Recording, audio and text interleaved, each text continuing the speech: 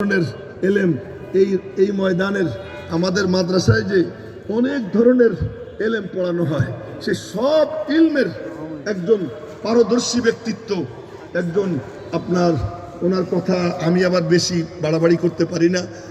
বৃক্ষের নাম কি ফলে পরিচয়। হযরত এসে গেছেন, আমরা সবাই একটু তাকবীর দেই, নারায়ে তাকবীর। হযরত আল্লামা ডক্টর মঞ্জুর মেঙ্গাল সাহেবের আগমন। এখন হযরত বুখারী শরীফের দর্শ দিবেন।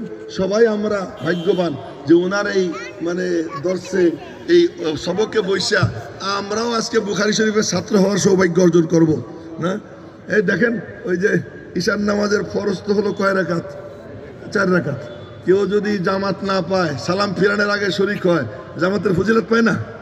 ঠিক তেমনিভাবে মনে করেন সারা বছর পড়ানো হয়েছে, আজকে সালাম ফিরানো হবে, এই শেষ হাদিস পড়া হবে।